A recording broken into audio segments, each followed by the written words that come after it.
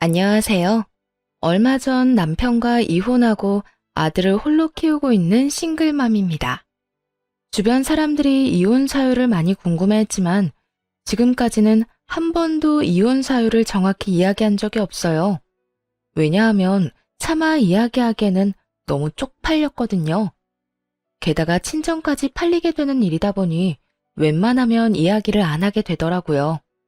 하지만 사연 글이라면 익명성을 빌어 허심탄회하게 이야기할 수 있을 것 같아 이렇게 글을 써봅니다. 저는 평범한 중소기업의 직원으로 남편과는 사내 커플이었어요. 비밀 연애를 2년간 하고 결국은 결혼까지 하게 됐죠. 결혼할 때까지만 해도 이상한 점은 딱히 느끼지 못했어요. 남편도 시댁 식구들도 그저 평범한 사람들이었거든요. 아니, 그렇다고만 생각했죠. 그러나 결혼 후 2년째 되던 해 친정오빠의 첫째 아들, 그러니까 제 첫 조카의 돌잔치를 하게 된 이후부터 시댁 사람들이 어딘가 이상하다는 위화감을 느끼기 시작했어요. 오빠, 우리 귀여운 조카 돌잔치는 어디서 하기로 했어? 우리는 사람 많이 안 부르고 직계 가족들만 모셔서 호텔 레스토랑에서 식사 대접하기로 했어. 손님들 다 오셔봐야 우리까지 합쳐도 10명밖에 안 되니까 좀 비싸더라도 그곳에서 하기로 했지. 정말? 그 호텔 나도 아는데 엄청 비싸다고 소문 들었거든. 한 번도 안 가봤는데. 근데 돌잔치로 괜찮겠어? 너무 비싼 건 아니고?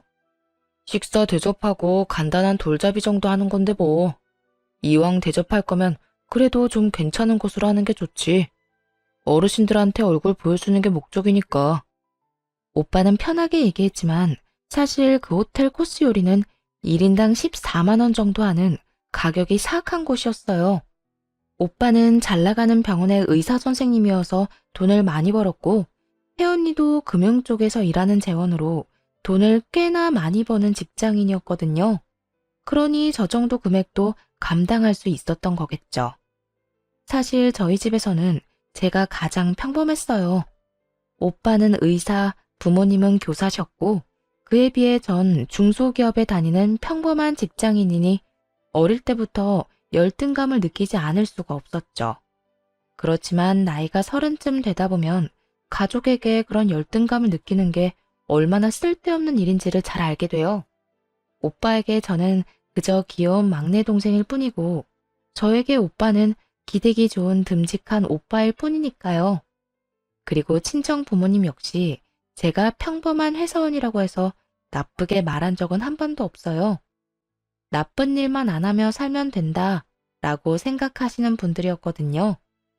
다른 사람들은 저의 모든 것을 가족과 비교하며 낱낱이 평가했지만 정작 가족들은 단 한 번도 그런 식으로 비교한 적이 없었어요.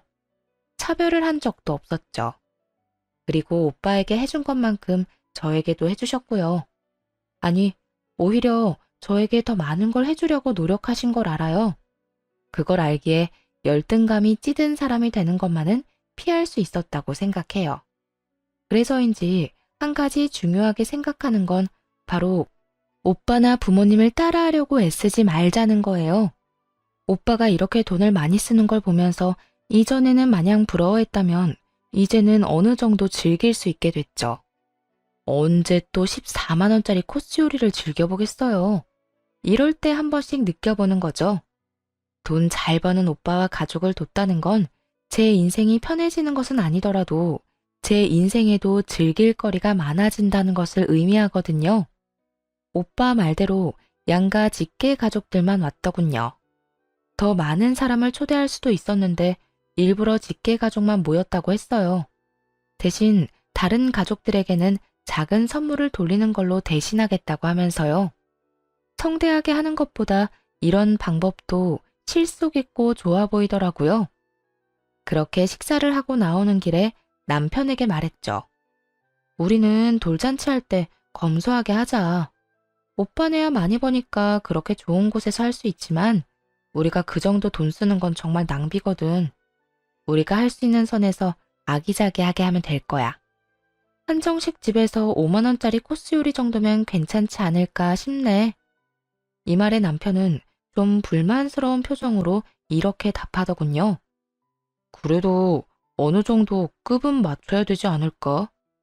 형님 오늘 하신 거 보니 우리가 너무 검소하게 하면 우습게 보일 것 같은데 당신 가족들도 그렇게 생각하실 거 아니야? 14만 원 코스 요리를 대접한 분들에게 5만 원짜리 코스 요리라니. 오빠가 유독 비싸게 한 것뿐이잖아. 그렇게 따지면 모든 사람들 돌잔치 비용이 상향 평준화되고 말걸? 솔직히 다른 사람들 돌잔치도 이만큼 비싼 건 아니잖아. 아무리 그래도 솔직히 14만 원 대접받아 놓고 5만 원은 너무하잖아. 못해도 10만 원 정도는 해야. 항상 내가 얘기하지만 우리 오빠가 그렇게 비싸게 했다고 해서 우리까지 그렇게 할 필요는 없어. 잘못하면 진짜 우리 가랑이 찢어진다. 우리는 우리 사정에 맞게 하면 돼. 일부러 우스갯소리를 하며 남편에게 말했어요. 30년을 가족과 함께 살았는데 저라고 그런 기분을 안 느껴봤겠나요? 누구보다 제가 제일 잘 알아요. 하지만 오빠는 그런 걸로 우리를 우습게 볼 사람은 아니었거든요. 부모님이 저희를 그렇게 키우지 않았으니까요. 그리고 언제든 도와달라고 하면 도와주실 분이라는 것도 알고 있거든요. 그런데 남편의 표정은 안 좋더군요. 그런 걸 받고 나서 검소한 돌잔치를 하는 건 비교가 된다고 생각했나 봐요. 아직 몇 개월의 시간이 남아 있었으니까 우리는 천천히 생각하기로 했어요. 그때가 돼서 결정하면 되겠다 싶었죠. 그런데 남편이 시모에게 친정 오빠네 돌잔치에 대해 이야기한 것 같더라고요. 시댁에 간 날 시모가 이런 이야기를 하더라고요. 예, 우리도 그 호텔에서 하자. 그 호텔이 그렇게 음식이 잘 나온다며? 그리고 고급지고. 솔직히 첫 손주인데 그 정도는 해줘도 되는 거 아니니? 어머님, 거기는 돈이 너무 많이 들어요. 저희가 하기에는 좀 버거운 곳인 것 같아요. 싫어, 얘. 나는 거기서 하고 싶다. 너희 오빠도 거기서 했다면서? 그런데 왜 우리는 못해? 못한다기보다 저희 사정에 맞추자는 거죠. 그리고 오빠가 한 곳이 아무리 좋다고 해도 굳이 우리가 따라할 필요도 없고요. 그리고 솔직히 인당 14만 원은 좀... 난색을 표하자 시모가 소리쳤어요. 솔직히 너희 친정보다 우리 시댁이 못한 게 뭐가 있니? 너희 친정에서 할 수 있으면 우리도 할 수 있는 거야. 나는 무조건 거기가 좋다. 사람들한테 설명하기도 얼마나 보기 좋니? 그런 건 허풍이라고 아무 쓸모도 없는 허세일 뿐이라고 말씀드리고 싶었지만 그런 말을 꺼내기가 쉽지 않더라고요. 대신 시모에게 최대한 설명을 하려고 노력했어요. 어머님, 그런 건 형편에 맞게 하는 거예요. 저희가 친정 오빠처럼 돈을 많이 버는 건 아니잖아요. 그렇다고 돈을 엄청 못 버는 건 아니지만 각자 사정에 맞춰서 하면 된다고 생각해요. 그렇지만 이런 말은 시모의 귀에서 튕겨져 나올 뿐이었어요. 무조건 그 호텔에서 하자는 시모를 보며 남편에게 눈치를 줬죠. 제 말은 듣지를 않으니 나서서 어떻게 좀 해보라고요. 시모를 달래든지 설득을 하라고 말이죠. 그런데 남편은 눈을 피하더군요. 시모 역시 계속 같은 주장만 해댔고요. 결국은 한숨을 쉬면서 시모에게 말했죠. 어머님이 그렇게 원하시면 한 가지 방법이 있긴 해요. 친정 시댁분들 다 같이 돌잔치를 하는 게 아니라 친정 따로 시댁 따로 돌잔치를 하는 거죠. 제 식구는 제가 해결하고 시댁 식구들은 남편이 해결하는 방향으로요. 이 말에 남편은 당황했지만 시모는 아주 좋은 생각이라며 손뼉까지 치고는 그 자리에서 무언가를 쭉쭉 쓰더군요. 이름이더라고요.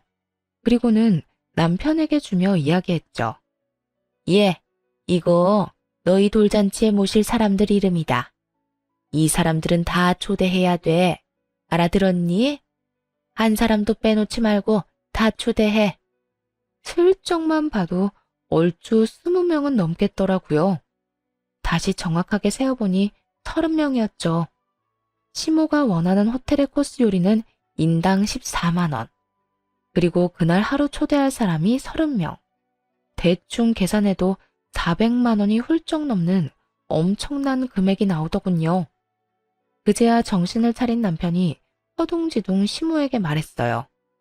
엄마, 사람이 너무 많아요. 명단에 있는 사람 좀 줄여봐요. 여기서 더 이상 못 줄여. 이 사람들 다 중요한 사람들이야. 그리고 네 아들 보여주는 건데 소규모로 할 거면 뭐하러 하니? 무조건 다 초청해야 되니까 그렇게 알고 있어. 강경한 시모의 모습에 남편이 슬쩍 저를 보더니 말하더라고요.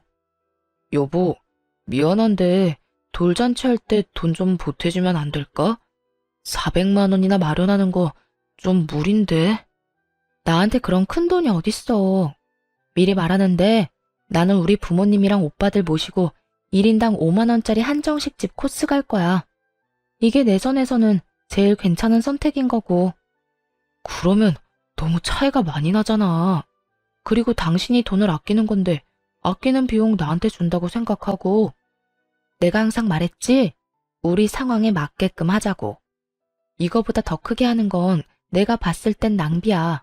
낭비하는데 돈 쓰고 싶은 생각 없어. 차라리 그 돈 모아서 우리 애한테 더 좋은 거 입히고 더 좋은 거 먹이는 게 낫지.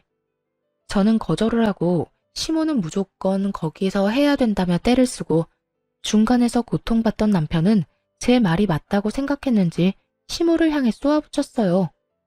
엄마, 진짜 부를 사람 좀 줄여야 돼요. 나 이만큼 다 초대 못해요. 400만 원이 어디 애 이름도 아니고. 돈 없으니까 우리 적당히 합시다, 적당히. 에?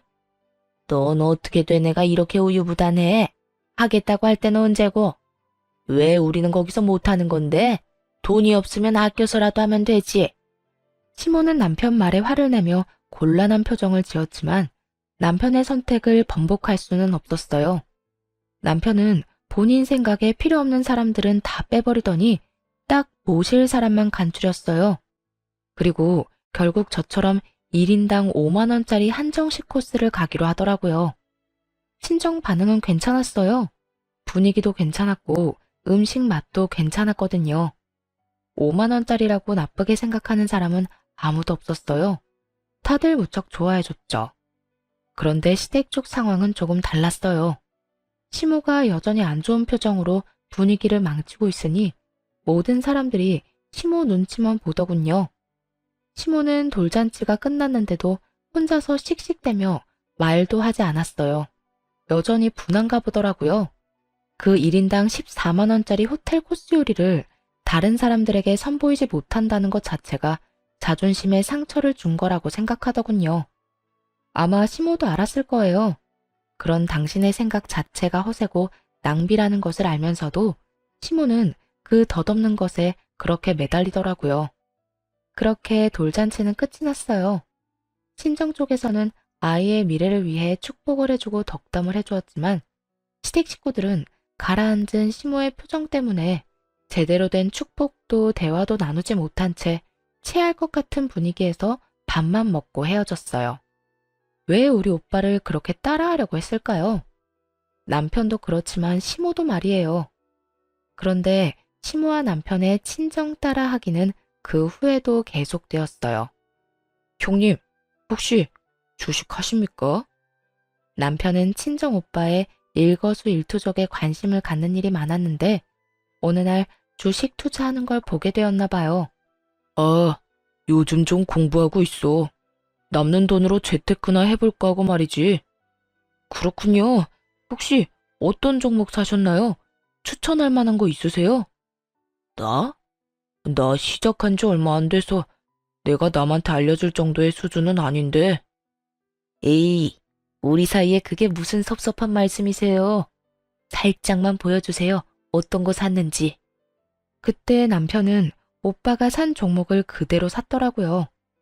원래는 주식을 한 적도 없는 사람이었는데 오빠가 주식한다니 대뜸 어플을 깔고 돈을 붓더라고요. 아무래도 걱정이 되어서 한마디 했죠. 주식 같은 거 남 따라 하면 안 돼. 그러다 진짜 쪽박차. 괜찮아, 괜찮아. 다른 사람도 아니고 당신 오빠잖아. 알아서 잘 되겠지.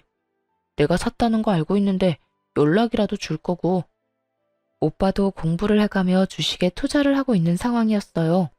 남편은 투자라고는 한 번도 해본 적이 없는 사람이었는데 오빠가 한다는 이유만으로 따라 시작하더군요. 전 분명히 말렸어요. 하지 말라고, 아무나 하는 거 아니라고.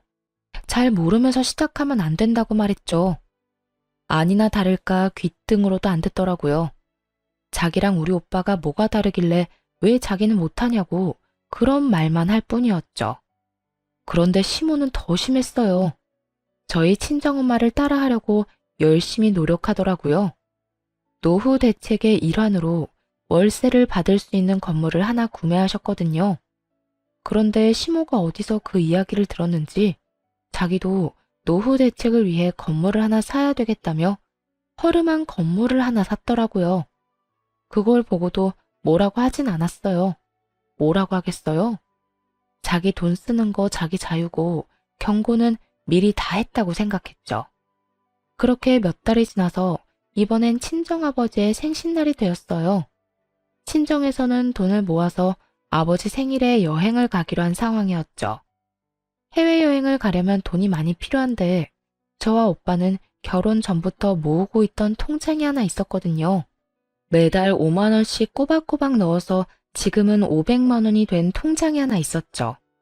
그리고 거기에 오빠가 1000만 원 정도를 더 보태고 친정 부모님이 나머지 금액인 1500만 원을 더 보태서 어른 6명과 아이 둘이 여행을 가게 된 거예요.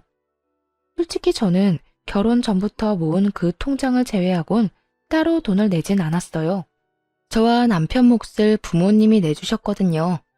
그렇게 6박 8일 동안 유럽 여행을 다녀왔죠. 정말로 돈 한 푼 안 내고 해외 제대로 다녀온 거죠. 그런데 다녀온 뒤가 더 문제였어요. 예, 너희 외국 놀러 갔다 왔다며? 어떻게 돈을 그렇게 함부로 쓸 수가 있니? 돈이 넘쳐나니? 그리고 친정 어르신들만 모시고 갔다 왔다니 이게 대체 무슨 짓이니? 어머님, 그게 아니고 친정아버지 생신이라 오래전부터 모아둔 돈을 털어서 갔다 온 거예요.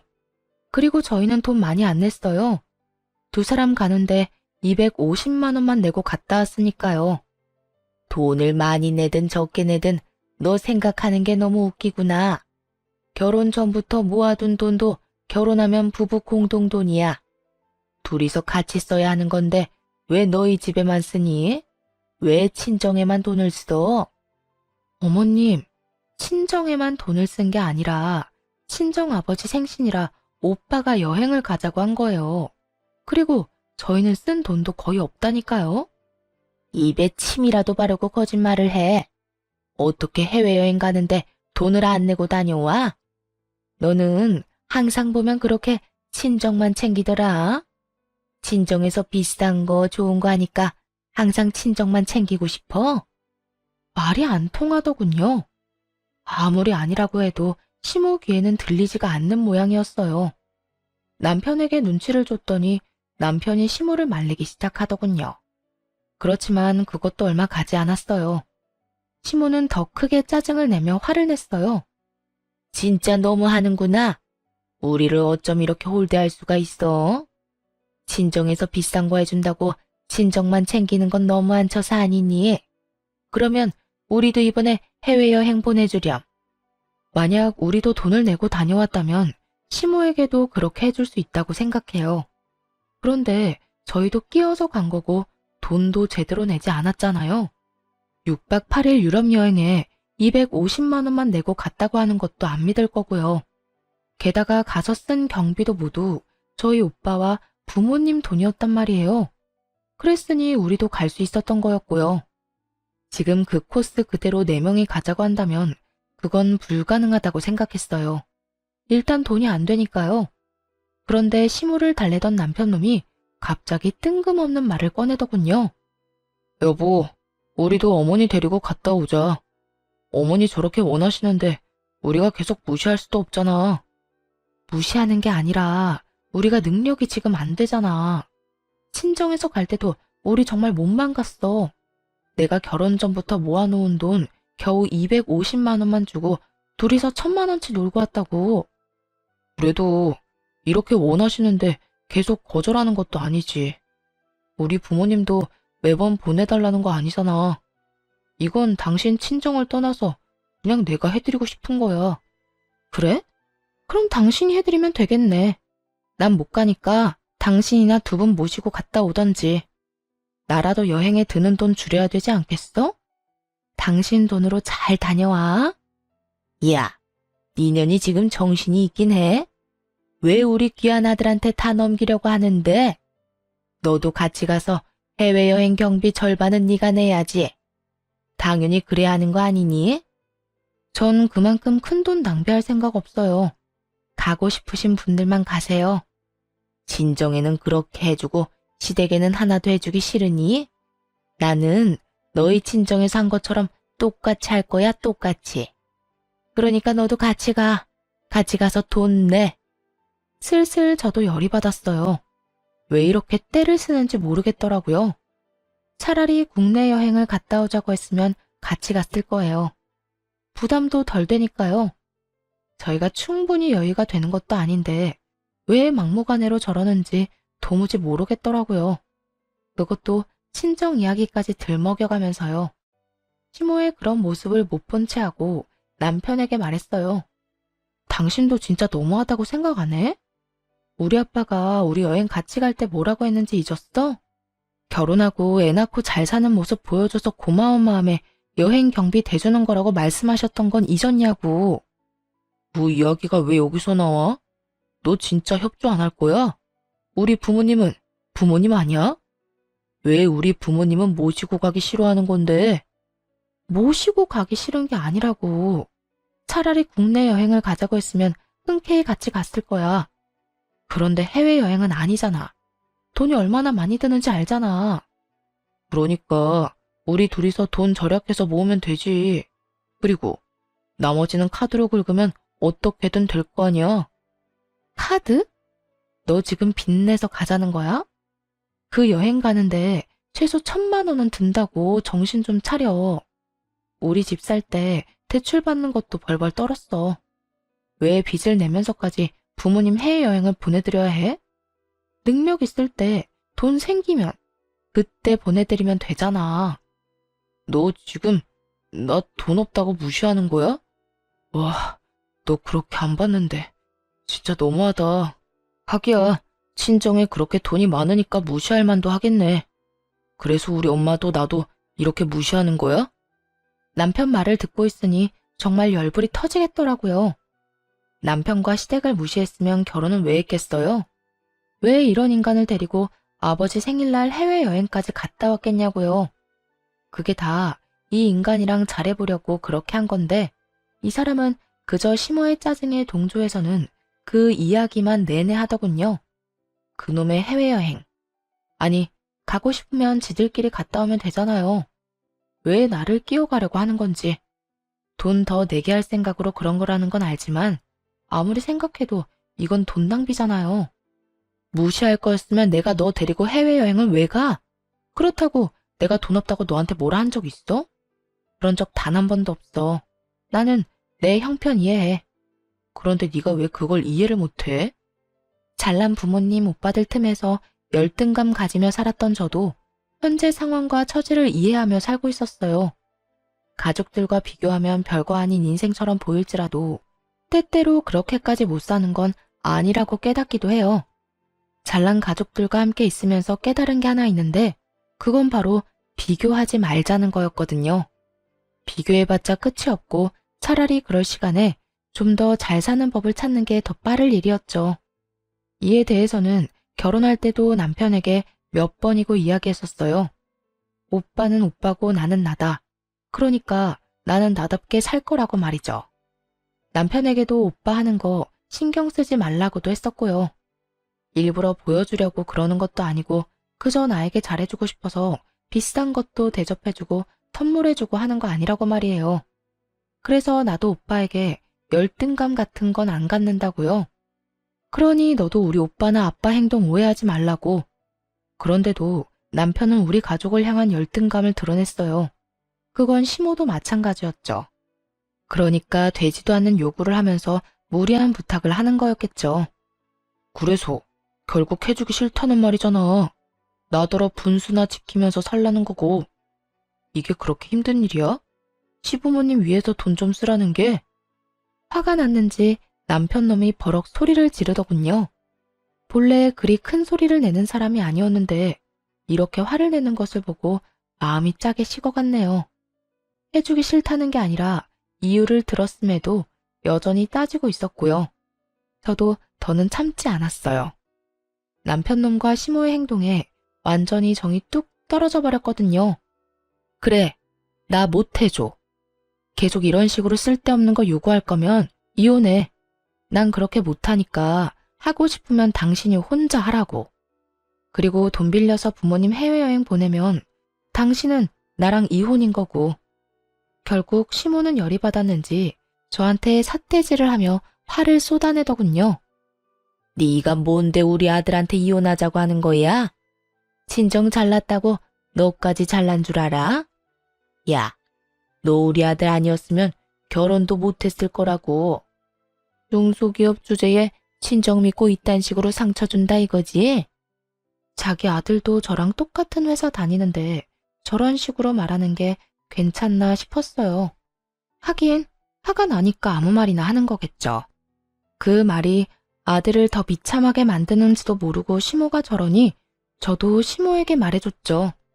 이혼에는 남편놈 지분뿐만 아니라 시모 지분도 듬뿍 들어있다는 사실을요. 어머님도 똑같잖아요. 저희 친정이 그렇게 부러우세요? 뱁새가 황새 쫓아가다가 가랑이 찢어진다고. 지금 어머님이랑 이 사람 가랑이가 찢어지기 일보 직전이거든요.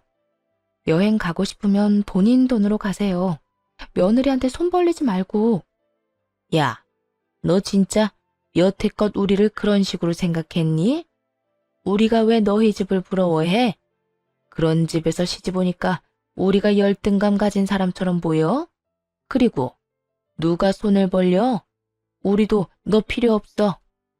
전곡을 콕 찔렀는지 시모가 얼굴이 빨개진 채로 반박하더군요. 그러니까요.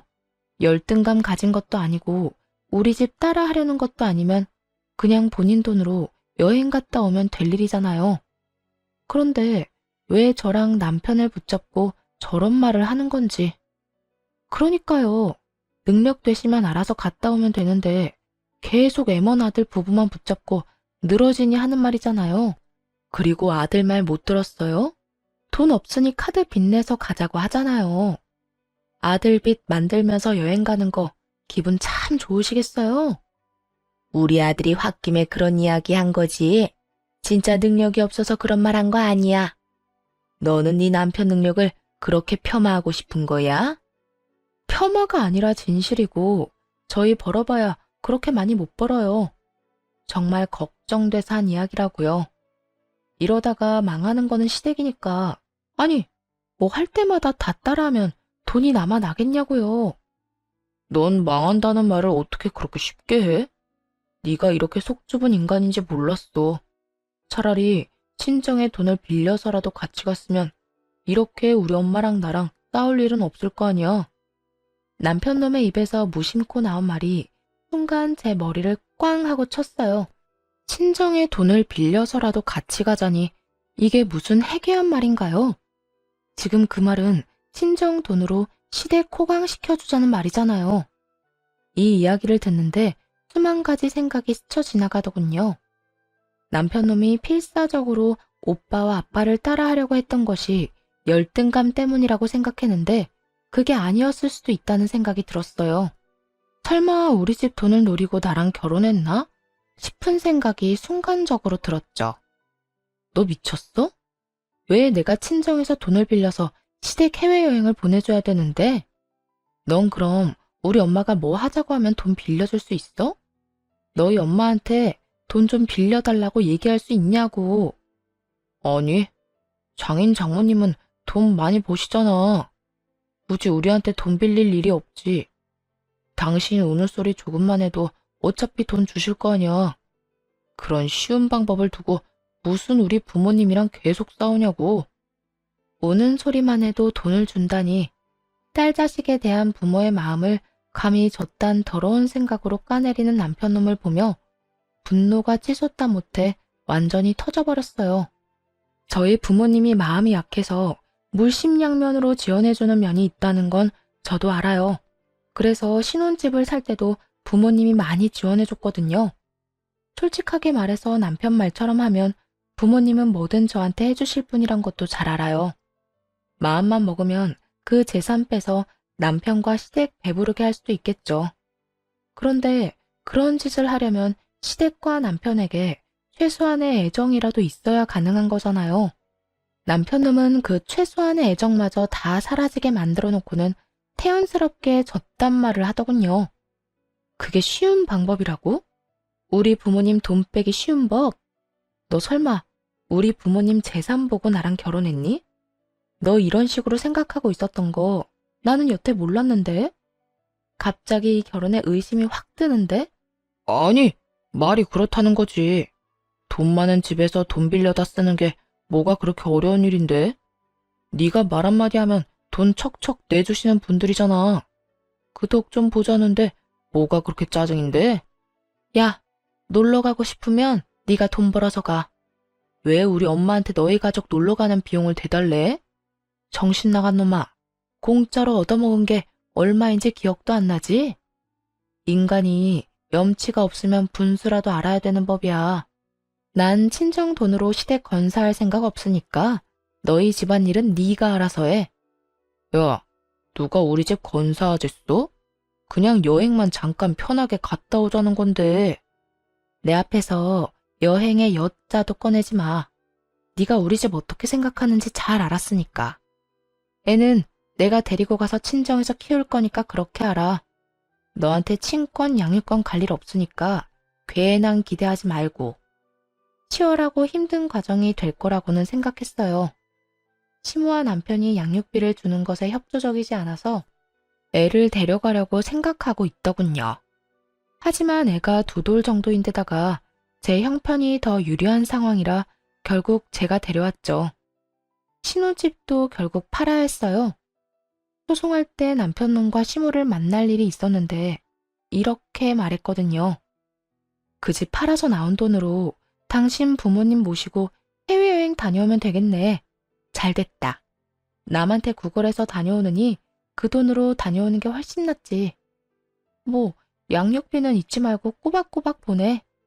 이 말에 남편놈은 완전 열이 받은 눈치였는데 시모가 그걸 뜯어 말리더군요. 처갓집 따라 하려다가 해외여행도 못 가고 자기 고집 때문에 아들 이혼까지 시키게 됐고 아들 신혼집까지 반토막 냈잖아요. 그런 와중에 또다시 해외여행 운운하며 가자고 할 수는 없는 노릇이었겠죠. 아들이 가시밭길을 걸어가는 걸 직접 보고 나서야 철이 든 시모를 보니 모습이 짝이 없었어요. 오빠가 소개해준 변호사가 능력이 좋아서 그런지 모르겠지만 이혼 과정은 굉장히 빠르게 지나갔어요. 그리고 저에게 상당 부분 유리하게 나오기도 했고요. 그렇게 이혼을 하고 저는 친정으로 돌아왔죠. 친정오빠는 이러한 사연을 알고 한숨만 푹 쉬더군요. 그러면서 저한테 미안하다고, 우리가 이혼한 게 자기 때문인 것만 같다고 계속 자책하는 거예요. 오빠가 무슨 잘못이 있겠어요? 저하고 전 남편한테 더 좋은 거 해주고 싶어서 이것저것 챙겨주려다가 괜히 불똥 튄 것 뿐이죠. 이건 모두 자기 열등감 알아서 다스리지도 못하고 친정 부러워서 친정에서 하는 것만 그대로 따라하며 친정 덕이나 보려고 했던 전 시댁과 전 남편의 탓이잖아요. 그걸 오빠 탓으로 돌리고 싶은 마음은 조금도 없었어요. 오빠가 일부러 전 남편 놈 목까지 내줘가며 간 해외여행이 조금 짜증나고 후회될 뿐이었죠. 그때 찍은 사진들은 전부 잘 나왔는데 거기에 전 남편이 꼽살이 끼듯 껴있었으니 그 사진첩만 봐도 열불이 다 날 지경이었거든요. 이혼하면서 받은 돈과 아버지가 지원해주신 돈으로 작은 집을 사서 아이와 함께 들어갔어요. 초반에는 친정에서 지냈지만 다 큰 딸이 손녀까지 데리고 와 있으니 보기가 좀 그렇더라고요. 그래서 친정집 근처에 집을 하나 얻었어요. 일할 때는 친정 부모님이 아이 등하원을 시켜주시고 퇴근하면 아이 데리고 와서 함께하고 생활은 그렇게 안정되기 시작했지만 전 시댁은 전혀 달랐죠. 들어보니 내리막길을 향해 굴러떨어지고 있었거든요. 얼마 전에 오빠에게 투자한 거 어떻게 됐냐고 물었었는데 그러더라고요. 그때 투자한 거 예전보다 떨어져서 회수한 지 오래고 지금은 안정적인 종목에만 집중하고 있다고 하더라고요. 그 말을 들은 이후 며칠 안 돼서 전 남편에게 연락이 왔어요. 야, 너희 오빠가 나 속인 거지? 내가 투자하던 거 지금 완전 싹 날아갔는데? 이거 어떻게 된 거야? 어떻게 책임질 거냐고. 갑자기 전화해서 뭔 미친 소리야? 우리 오빠가 언제 너한테 투자하라고 했어? 네가 네 손으로 투자했잖아. 책임? 네 스스로 한 짓인데 책임을 왜 남한테 져? 내가 투자 시작한 게 너희 오빠 때문이잖아. 시작할 때 알려줬으면 팔 때도 알려줬어야지. 너희 오빠 투자 사기로 신고해버릴 거야. 신고? 무슨 명목으로 신고할 건데? 오빠한테 물어서 산 종목이 휴지 조각 됐다고 신고할 거야? 아님 우리 오빠가 그거 팔 때 연락 안 해줬다고 신고할 거야? 애초에 잘 모른다고 안 알려주려던 거 졸라서 알아낸 건 너잖아. 오빠는 적당한 시기에 팔아서 큰 돈을 벌지는 못했어도 그래도 수익은 어느 정도 냈다고 했어요. 방어에 성공했고 원금은 살렸으니 실패한 건 아니었죠. 그리고 그 종목을 팔았을 때는 저와 전 남편의 이혼 소송이 한창 진행 중이던 때였고요. 알려주지 말고 할 의리조차 다 사라진 상황이었죠. 하지만 오빠만 따라하던 전 남편 놈은 고수익 고위험 투자인 걸 알면서도 제대로 된 시기에 팔지 못했고 원금마저 크게 손실봐야 했어요. 그 종목 주식을 확인해보니 거의 절반이 날아간 것 같더라고요. 게다가 그 뒤에 저와 이혼하며 재산 분할 받은 돈으로 물타기 투자를 하면서 더 많은 돈을 잃은 거고요. 내가 당신 오빠만 아니었으면 주식 같은 거 손도 안 댔을 거야. 왜 옆에서 바람을 불어넣어서 돈을 다 날리도록 만들어? 너희 친정 오빠도 쪽박 찼지? 오빠는 방어 성공하고 다른 종목 매수 중인데? 으이그 인간아, 주식 시작한 것부터 우리 오빠 탓이 하고 싶었어? 네가 우리 오빠 하는 거 다 따라하던 거 내가 모를 줄 알아? 내가 분명히 너 주식 시작할 때 하지 말라고 경고했지. 무시하고 손댔다가 피본 주제 어디서 남 탓이야? 오빠가 그래도 원금 보전하며 팔았다는 이야기를 들은 전 남편 놈은 욕을 퍼붓더니 전화를 뚝 끊더군요. 집도 날리고 넣었던 주식도 다 날리고 하니 열이 받을 대로 받은 모양이죠. 그러더니 전화해서 저딴 미친 소리를 해대는 거고요. 지가 잘못해놓고 또 우리 친정 탓. 애초에 따라한 건 자기면서 왜 우리 가족들 탓으로 돌리냐고요. 진짜 다시 전화해서 욕을 한 사발 해주려다가 겨우 참았어요. 그런데 남편 놈보다 더 쪽박 찬 사람이 있더라고요. 바로 전시모였죠. 전시모 이야기는 친정엄마가 와서 알려줬어요. 딸, 너희 예전 시어머니 있잖니? 지금 난리도 아니래. 왜? 그 집에 무슨 일이 생겼대? 아들놈은 얼마 전에 전화와서 되도 않는 이야기 하긴 하던데. 아들놈 때문에? 아니, 그 건물 하나 샀다고 했잖니. 평균보다 싸게 나온 매물 원룸 건물 있잖아. 아, 알지.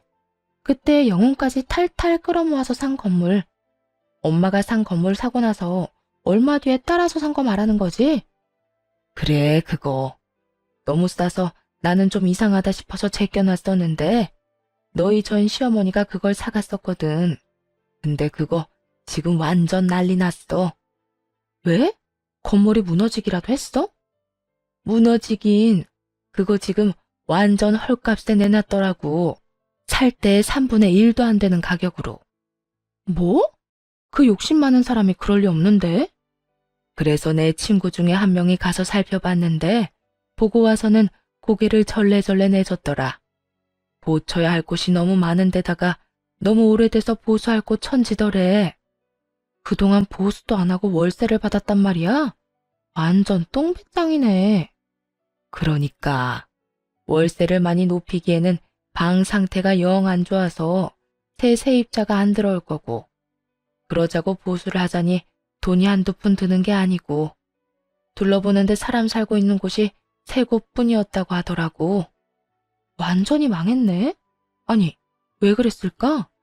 상식적으로 생각해봐도 깨끗해야 사람들이 잘 들어올 거 아니야. 그게 하나같이 문제 있는 사람들만 남아있대. 왜 욕하고 소리 지르고 하는 사람들 있잖아. 결국 고칠 곳은 많지.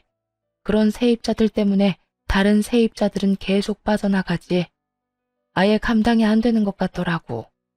당시 전시모가 그 건물을 살 때 기뻐했던 모습을 떠올렸어요. 그때 시모는 대출을 엄청 끌어서 그 건물을 샀거든요. 그러면서 매달 나오는 월세로 대출도 갚고 용돈도 벌겠다며 완전히 희망에 차서 말을 했었죠. 그러면서 건물 살 때는 최소한의 확인도 안 해보고 그냥 싸다는 이유만으로 덜컥 계약을 한 거였던 거예요. 당시에 제대로 확인하고 건물을 샀으면 이런 일이 벌어질 리 없었을 거예요. 제대로 관리가 잘 된 건물이어야 월세를 많이 받을 수 있으니까요. 결국은 지금도 팔려고 내놓긴 했는데 상황을 보니 사려는 사람이 없다고 하더라고요. 도리어 가격을 완전히 후려쳐서 허물고 그 자리에 새로 지으려는 사람만 오니 말 다 한 거죠. 그런데 더 웃긴 일이 하나 더 있었네요. 근데 네 전 남편도 상황은 별로 안 좋아 보이던데? 얼마 전에 쫓겨났다는 이야기 들었어. 시댁에서 쫓겨났다고? 시모가 아들을 쫓아낼 사람은 아닌데? 의아했던 저는 이내 그 이유를 알 수 있었어요. 전 남편이 얼마 뒤 제게 찾아왔거든요. 새빨간 꽃다발을 들고. 처음에는 이게 무슨 몰래카메라인 줄 알았어요.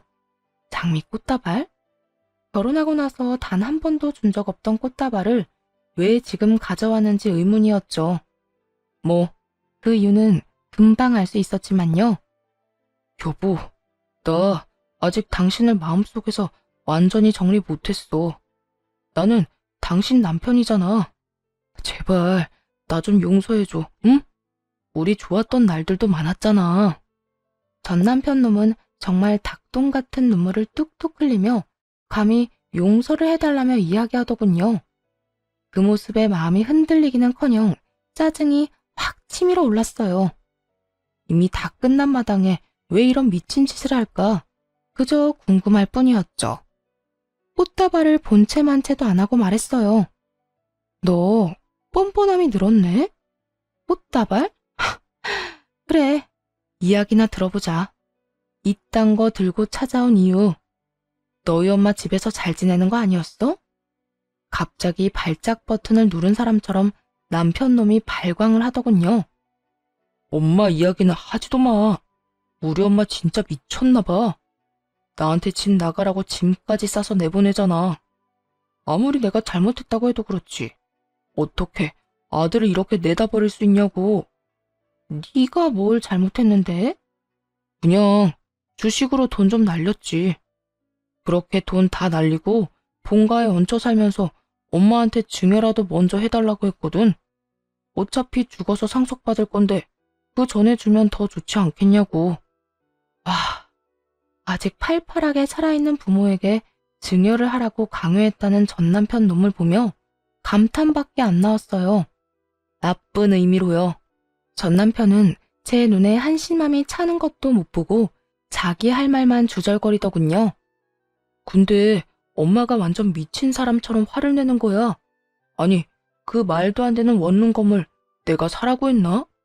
그게 매달 적자가 나는 게 어떻게 내 탓이야? 엄마 탓이지.